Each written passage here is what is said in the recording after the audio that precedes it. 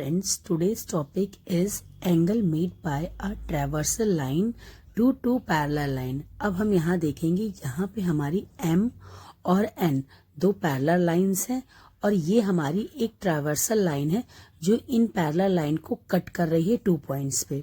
Okay और इसके through हमारे कुछ एंगल्स फॉर्म हो रहे हैं लाइक 1 2 3 4 5 6 7 8. अब हम इसमें देखेंगे कौन कौन से एंगल्स बनते हैं. पहला हमारा होगा कॉरस्पॉन्डिंग एंगल, दूसरा हमारा होगा ऑल्टरनेट इंटीरियर एंगल, यहाँ पे लाइन ना होके एंगल होगा. नेक्स्ट होगा हमारा को इंटीरियर एंगल, फिर हमारा वर्टिकली अपोजिट एंगल 4 नंबर पे होगा वर्टिकली अपोजिट एंगल. अभी हम देखेंगे कि सब फॉर्म कैसे होते हैं. नेक्स्ट होगा हमारा लीनियर पेयर. अब इन एंगल्स को हम आइडेंटिफाई करेंगे इन इस गिवन डायग्राम में कि कैसे होता है. अब कॉरस्पॉन्डिंग एंगल क्या होता है, इसका शॉर्टकट है एफ. अब एफ हम देखेंगे यहाँ कहाँ बन रहा है. ये स्ट्रक्चर हमारा एफ फॉर्म करेगा. देखिए एकदम जहां जहां एंगल है, ये मैं कलर पेन चेंज कर दे रही हूँ. यहाँ पे देखिए ये जो मैं ग्रीन से जो मार्क कर रही हूँ ये हमारा एफ बन रहा है. तो एंगल 1 और यहाँ पे एंगल 8, क्योंकि हमें ऊपर और उसके सेम टू सेम देखना है तो यहाँ एंगल 1 और एंगल 8 हमारा इक्वल होगा. कॉरस्पॉन्डिंग एंगल्स जो होते हैं वो इक्वल होते हैं. तो यहाँ पे हमारा एंगल 1 और एंगल 8 इक्वल होगा. इसी तरह हम दूसरे साइड भी देखेंगे, दूसरे साइड भी हमारा एफ फॉर्म होगा. तो यहाँ पे हमारा एंगल 4 और एंगल 7, एंगल 4 और एंगल 7 हमारा इक्वल होगा. Okay, angle 7. नेक्स्ट हम देखेंगे, आप ऊपर साइड में देखेंगे लाइक दिस, ये इसके जैसा एफ ही फॉर्म हो रहा है, पर अब ऊपर के एंगल्स लेंगे, हम एक्सटीरियर एंगल्स लेंगे. तो यहाँ पे एंगल 2 इक्वल्स टू एंगल 5 होगा.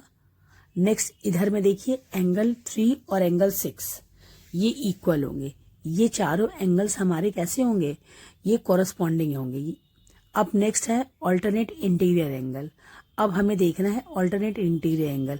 इसके शॉर्ट ट्रिक होता है कि जेड फॉर्म होता है. तो हम सबसे पहले एक जेड बनाएंगे और ये एंगल और ये दोनों ही क्या है, इंटीरियर एंगल. मतलब इंटीरियर का मतलब अंदर के एंगल है.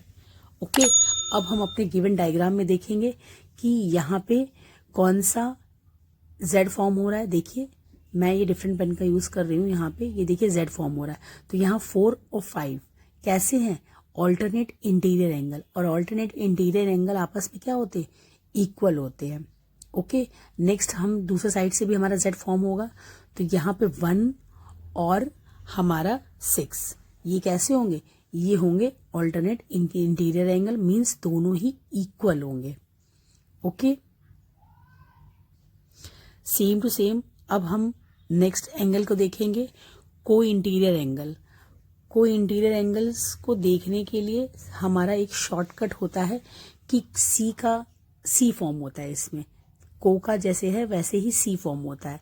तो सी हमने फॉर्म कर लिया. तो ये दोनों अंदर के एंगल लाइक दिस, ये दोनों हमें देखना. अब हमें अपने गिवन डायग्राम में देखना है. तो यहाँ पे देखिए हमारा सी कैसे फॉर्म हो रहा है, ये मैं नेक्स्ट अंडरलाइन कर रही हूँ. देखिए यहाँ पे एंगल 1 और plus angle 5 not equal, it's plus 180 होता है. इनका सम जो होता है 180 होता है. मतलब ये दोनों एंगल आपस में कैसे होते हैं, सप्लीमेंट्री एंगल होते हैं. मैंने सप्लीमेंट्री और कॉम्प्लीमेंट्री के ऊपर ऑलरेडी वीडियो बना रखा है, आप वहां से देख सकते हैं. ठीक है, तो यहाँ पे सेम टू सेम एंगल 4 और एंगल 6 क्या हो जाएंगे, 180 का हो जाएंगे. इन दोनों एंगल्स का सम क्या हो जाएगा, हमारा 180 का होगा. नेक्स्ट होगा हमारा वर्टिकली अपोजिट एंगल. अब वर्टिकली अपोजिट एंगल में हम क्या करेंगे, एक क्रॉस बनाएंगे और उनके आमने सामने के जो एंगल्स होते हैं वो इक्वल होते हैं. ठीक, लाइक दिस. क्रॉस कैसे भी हो सकता है, दोनों ही आमने सामने के एंगल्स जो होते हैं वो इक्वल होते हैं. अब यहाँ पे देखिए 2 और 4 हमारा कैसा है, वर्टिकली अपोजिट एंगल का पेयर है. तो यहाँ लिखेंगे एंगल 2 और angle 4 both are equal. Next हमारा होगा एंगल 1 और एंगल 3 बोथ आर इक्वल. फिर नेक्स्ट एंगल 5 और एंगल 7 हमारा इक्वल होगा। इसी तरह 6 और 8 ये सारे एंगल हमारे कैसे होंगे, इक्वल होंगे। ओके, अब नेक्स्ट आया हमारा लीनियर पेयर। अब लीनियर पेयर के लिए डायग्राम थोड़ा डिफरेंट होता है। मैं पहले डायग्राम बना देती हूँ। यहाँ पे ए और यहाँ पे बी। तो लीनियर पेयर क्या होता है, एंगल ए और एंगल बी का जो सम होगा वो 180 के बराबर होगा। ये हमारा होता है लीनियर पेयर। ओके, अब लीनियर पेयर और को इंटीरियर में कंफ्यूज नहीं होना चाहिए। को इंटीरियर में सी का डायग्राम फॉर्म होता है और लीनियर पेयर में कुछ ऐसा डायग्राम होता है। को इंटीरियर में दोनों अंदर के एंगल होते हैं और लीनियर पेयर ऐसा होता है। ओके, अब हम यहाँ पे कुछ एक्सरसाइज देख लेते हैं। हमारी एक्सरसाइज, अब वो एक्सरसाइज के क्वेश्चंस हम देख लेते हैं।